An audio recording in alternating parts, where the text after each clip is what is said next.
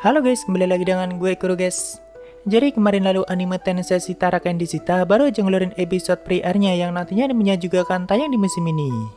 Nah setelah gue nonton episode itu ternyata bagus cuy, dan gue jadi punya ekspektasi yang lumayan tinggi sama animenya nanti. Gue sendiri udah baca novelnya jauh-jauh hari walaupun belum sampai volume terbarunya, tapi ya udah paham dengan alur ceritanya seperti apa. Tapi sebelum ngomongin animenya, mari kita bahas sinopsisnya lebih dulu guys. 転生したら剣でした。剣なの？これってスキルを吸収したってこと？俺結構すごい剣なんじゃ。にしても装備者のいない剣って孤独だ。 Kebanyakan dari kalian pasti udah gak heran dengan anime isekai yang MC-nya berinkarnasi menjadi makhluk lain atau benda-benda yang aneh. Nah, dalam anime ini, sang MC sendiri berinkarnasi menjadi sebuah pedang yang punya banyak kemampuan layaknya makhluk hidup lain di dunia itu. Awalnya sang MC merupakan seorang pria dewasa yang sudah berumur 30 tahun dan karena mengalami kecelakaan atau lebih tepatnya tertabrak oleh sebuah mobil, dia akhirnya mati dan terlempar ke isekai. Begitu sadar dia sudah dalam wujud pedangnya dan berada di tengah wilayah yang dipenuhi oleh banyak monster kuat. Dari situlah dia mulai beradaptasi dengan dunia barunya dan perlahan mengalahkan banyak monster di wilayah itu, dari mulai yang terlemah sampai yang kelihatan sangat kuat. Karena sang MC punya banyak kemampuan bawaan yang cukup berguna dalam pertarungan.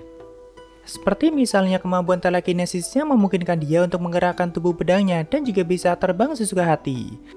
Lalu ada juga skill yang memungkinkan dia untuk melahap kemampuan unik milik lawan yang sudah dia kalahkan, yaitu dengan cara memakan inti kristal milik lawannya.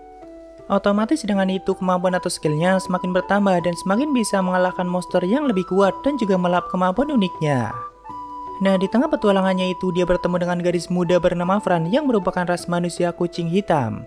Walaupun saat itu Fran masih menjadi budak tanpa nama. Dari pertemuan itulah mereka akhirnya menjalin hubungan yang lebih dekat dan juga menetapkan tujuan mereka berdua.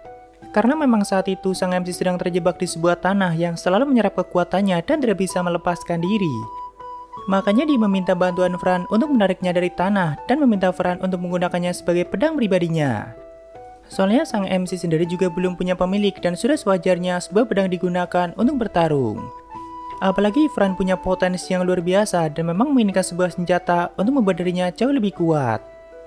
Nah, karena sang MC tidak ingat dengan namanya di kehidupan sebelumnya dan tentu belum punya nama saat itu, jadi Fran memberinya nama yaitu Master atau Shizo. Dua karakter itulah yang menjadi fokus utama dalam cerita di anime ini. Fran sendiri tidak punya siapa-siapa lagi dan sudah lama hidup menjadi seorang budak, bahkan dia punya masa lalu yang sangat kelam.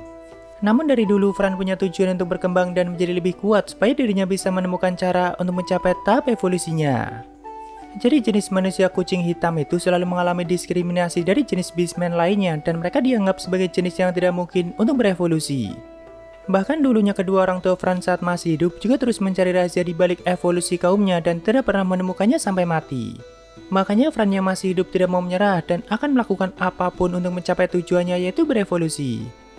Nah setelah Shizo mengetahui semua itu, dirinya berjanji akan melatih Fran dan membuatnya lebih kuat supaya bisa mencapai tujuannya. Dan itu juga menjadi tujuan baru sang MC ke depannya. Dari situlah mereka berdua mulai melakukan petualangan yang panjang dan selalu melewati apapun bersama. Ya kurang lebih seperti itulah sinopsisnya guys. Nah jadi pas gue nonton animenya langsung atau episode pre-airnya kemarin ternyata cukup bagus. Pertama dari segi grafis animasinya yang sangat layak untuk dinikmati dan scene pertarungannya juga kelihatan sangat halus. Walaupun ya nggak sampai yang epic pakai banget, tapi kalau dibandingin anime musiman sekarang itu udah bagus banget.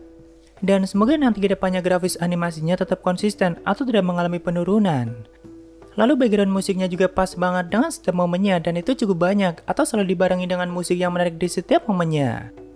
Jadi gue itu tipe orang yang jika disuruh milih anime dengan grafis animasi bagus banget tapi background musiknya jarang, atau mending animasi biasa aja tapi musiknya banyak, maka gue akan milih yang kedua. Karena bagi gue jadi bisa lebih menikmati ceritanya. Dan satu hal lagi di animenya, karakter Shizo atau sang MC itu digambarkan dengan sangat baik. Jadi Shizo itu orangnya lumayan cerewet dan juga sering memikirkan hal yang konyol. Nah itu dapat banget di animenya karena seiyunya juga sangat cocok dengan karakter dia. Lalu untuk ceritanya sendiri bagi gue sih lumayan menarik walaupun ya nggak sampai yang menarik pakai banget. Tapi ada beberapa hal yang membedakan novel ini dengan novel isekai mainstream lainnya dan pastinya nggak ngejual haram karena sang MC sudah punya loli yang sangat dia banggakan. Memang di awal-awal cerita MC-nya kelihatan sangat OP dan diberikan akses yang mudah untuk mendapatkan banyak kemampuan dan juga kekuatan yang besar. Tapi semakin jauh ceritanya, ternyata masih banyak makhluk yang jauh lebih kuat dan bahkan banyak campur tangan dewa mengenai dunianya saat ini. Konsep dunianya juga cukup luas dan ada banyak dungeon mengerikan yang bisa muncul kapan saja. Kalau untuk sistem skill ataupun kemampuannya itu sangat mirip dengan sistem skill di dunia Kumoko guys. Termasuk gelar yang mereka dapatkan jika melakukan sesuatu yang tidak biasa ataupun mengalahkan makhluk lain yang dianggap sebagai ancaman dunia. Dan fokus ceritanya itu lebih ke arah perkembangan karakter si Fran-nya dan juga bagaimana si Sou membantu dan menemaninya sampai Fran mencapai tujuannya. Ya intinya anime ini masuk dalam daftar yang bakalan gue tonton di musim ini dan mungkin nanti gue juga bakalan buat pembahasan atau spoilernya kalau sempet. Dan karena di sini gue nggak mau spoiler terlalu banyak, jadi mungkin segitu aja untuk pembahasan singkat kali ini dan sampai ketemu di video lainnya. Bye bye.